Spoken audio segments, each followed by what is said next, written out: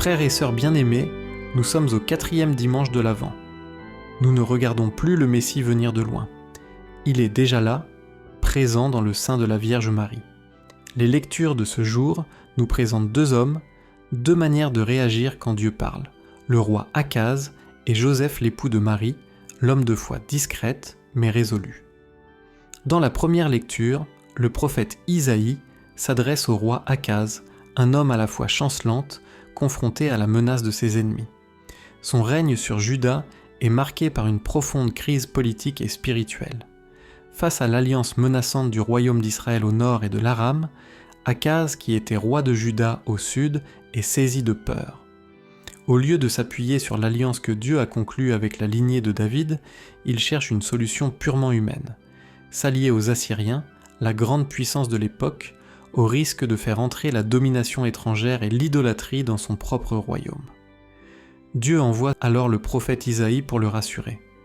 Il lui propose un signe, une promesse de sa protection. Mais Akaz refuse, sous couvert d'une fausse piété.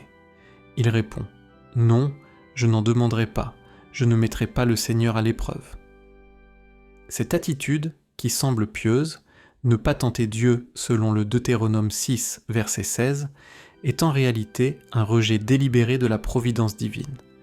Son cœur est déjà ailleurs. Il préfère compter sur ses propres stratégies, sur les puissances humaines, plutôt que sur Dieu. Il refuse de demander le signe parce qu'il a déjà décidé de suivre sa propre voie. Akaz nous ressemble parfois. Nous aussi, il nous arrive de dire que nous croyons, mais de vivre comme si Dieu n'avait rien à voir avec nos décisions.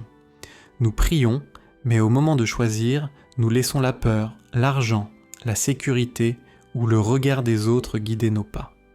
Le refus d'Akaz nous met en garde. On peut parler de Dieu tout en refusant de lui faire vraiment confiance. Et pourtant, Dieu ne se décourage pas. Même quand l'homme se détourne, Dieu reste fidèle. Il donne un signe. Voici que la Vierge est enceinte. Elle enfantera un fils, qu'elle appellera Emmanuel, c'est-à-dire Dieu avec nous. Ce signe, qui trouve d'abord un accomplissement immédiat dans la naissance du roi Ézéchias, atteint sa plénitude en Jésus-Christ, né de la Vierge Marie. Donc, l'infidélité humaine n'annule jamais la fidélité de Dieu. L'Évangile nous raconte ce qui s'est passé lorsque la Vierge Marie se trouva enceinte. Son époux, Joseph, lui aussi descendant de David, sait qu'il n'est pas à l'origine de cette grossesse. Il est troublé, inquiet. Il ne comprend pas. Il souffre. Dans la société juive de l'époque, Marie risquait le déshonneur public, et même, selon la loi de Moïse, la lapidation. Mais Joseph, son époux qui était un homme juste, ne veut pas l'exposer à la honte ni à la condamnation. La justice de Joseph, le tzaddik biblique, ne se limite donc pas à l'observance rigoureuse de la loi. Elle est inséparable de la miséricorde, de l'amour. Étant juste, Joseph veut protéger Marie, même au prix de son propre bonheur. C'est alors que Dieu lui parle, dans le silence d'un rêve. L'ange lui dit « Ne crains pas de prendre chez toi Marie, ton épouse, puisque l'enfant qui est engendré en elle vient de l'Esprit Saint. » Joseph reçoit un signe, un message de Dieu. Et contrairement à Akaz, il l'accueille. Il ne s'oppose pas.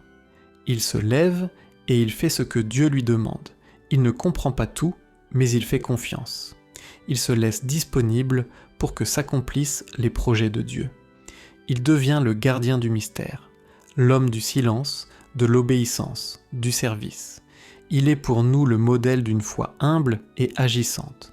Il nous montre le chemin lorsque le doute nous envahit, lorsque le bruit du monde couvre la voie de Dieu, lorsque la peur nous pousse à chercher de fausses sécurités. À son exemple, avant d'agir ou de juger, nous sommes invités à entrer dans le silence afin d'écouter Dieu parler dans le cœur, dans ce rêve intérieur où il se révèle. Notre justice ne peut être vraie que si elle devient amour, respect et protection de l'autre.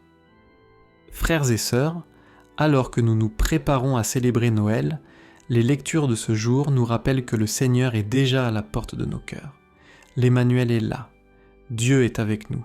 Il désire entrer dans nos maisons, nos familles, nos blessures et nos peurs. Accueillir Jésus, c'est lui faire une place réelle dans notre vie.